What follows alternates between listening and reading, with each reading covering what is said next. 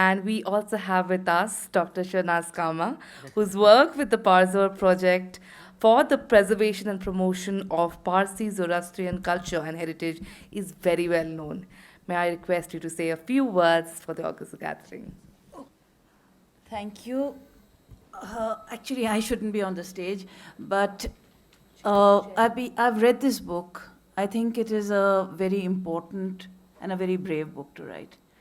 So there are just two things which I want to emphasize, because in all the talk and in all the anger, we forget one basic person, the creator of this faith, Zarathustra. He says in his Gathas, and I'm quoting him, "Hear with your ears the highest truth I preach, and listen to them with care." And he goes on to say, "Choose for yourself, each by each." And he continues to decide, and he continues to talk about complete gender equality. The last Gatha is for his daughter, where she talks about husband and wife working together. I think this is what has been forgotten, unfortunately, in all the anger that we have created for ourselves. I think, Prochi, when I was reading your book, I remember another very important statement, which is carved in the rocks of Nake Rustam, the Darius statement, where he goes on, it's a beautiful statement, where he talks about, "I do not want the great to harass the poor, nor do I want the poor to harass the great or the rich. What is truth? That is what I desire." And I think the whole concept of Zoroastrianism is based around truth. We are a religion of action. We believe in humakta, that's the good thoughts, hukta, good words, but unless we follow them by hurvarashta, good deeds, we're not going to get anywhere. And I think it is important for us to decide each by each. We have a very beautiful concept, a metaphor, called the Chinvat Pool, the bridge of choice.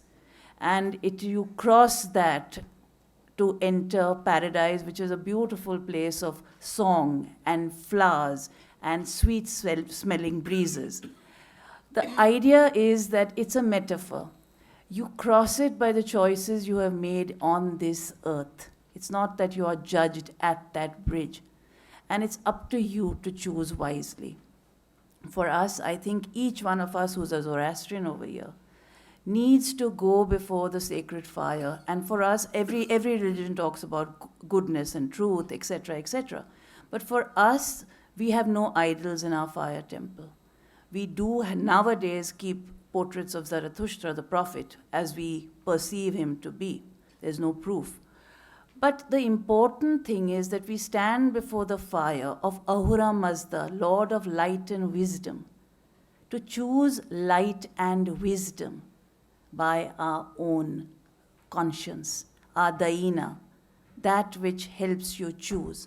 The Ruwan, which is the soul, actually translates as the chooser. And choice is completely ingrained in our faith. And that is why I think it is so important what you have chosen to do. And each one of us needs to sit quietly in our fire temple. And I'm talking to across the country. Each one of us needs to sit quietly before the fire of Asha, truth.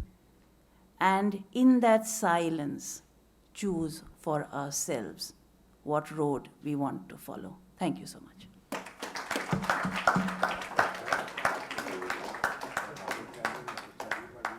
Thank you very much, ma'am.